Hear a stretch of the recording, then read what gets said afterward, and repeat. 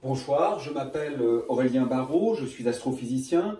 Je travaille sur l'origine de l'univers, sur les trous noirs, sur la relativité générale, la gravitation quantique, ce qui ne me confère, stricto sensu, aucune légitimité pour aborder avec vous ce soir la question écologique.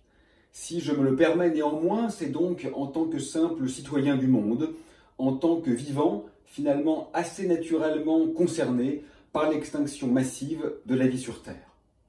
Je souhaiterais donc que mon propos ne soit pas thématiquement situé, puisque ce n'est pas une parole d'expert, mais qui pourrait l'être sur un sujet aussi vaste.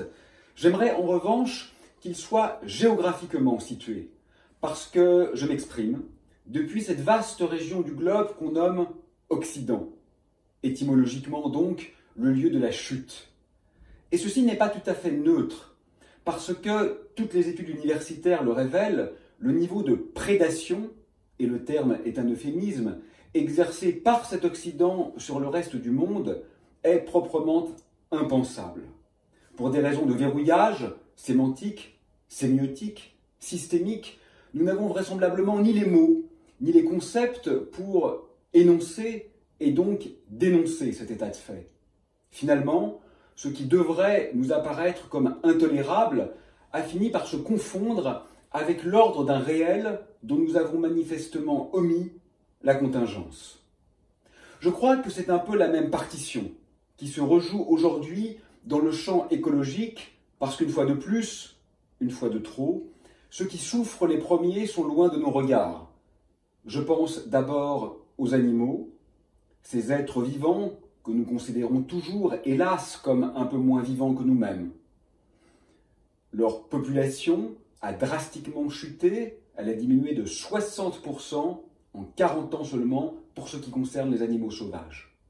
Je pense également naturellement aux habitants des pays pauvres, à ces êtres humains que nous considérons toujours, hélas, comme un peu moins humains que nous et qui, d'ores et déjà, souffrent et meurent de la faim, de la soif et des migrations massives.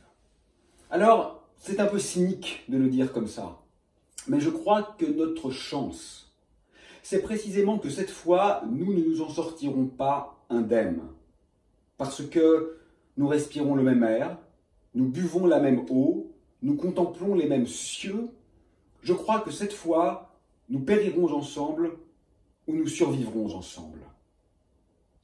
La question, vous le voyez, est immense. Elle est incommensurable à tout autre et il est vraisemblablement triste que l'altérité s'invite dans la réflexion pour de mauvaises raisons, alors même qu'elle devrait valoir pour elle-même, mais je ne pense pas que nous puissions nous payer le luxe de ne pas attraper cette balle au bond. Vous le voyez, nous sommes bien au-delà de la question infime de la réduction des gaz à effet de serre par ici ou de l'amélioration énergétique par là. C'est véritablement d'une révolution écologique et sociale qu'il est question, et c'est la raison pour laquelle je plaide pour un activisme et une résistance poétique. Parce que le poétique, c'est l'implacable factualité d'une déconstruction qui respecte ce qu'elle aborde. Parce que le poétique, c'est la précision et la rigueur. Parce que le poétique, c'est la contrainte impérieuse de cohérence locale qui, pour autant, ne renie pas un droit à l'errance globale. Parce que le poétique, c'est un travail sur la langue, de façon à faire émerger les concepts qui permettront d'envisager les possibles qui, aujourd'hui, ne sont pas même envisageables. J'ai donné peu de chiffres.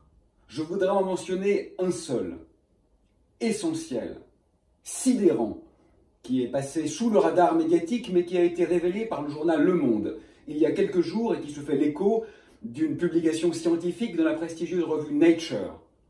Il y est montré que dans la branche du vivant, qui comporte, et de loin, le plus grand nombre d'individus, qui comporte, et de loin, le plus grand nombre d'espèces, qui comporte, et de loin, la plus grande variété éthologique, la biomasse a chuté en une seule décennie de 67%.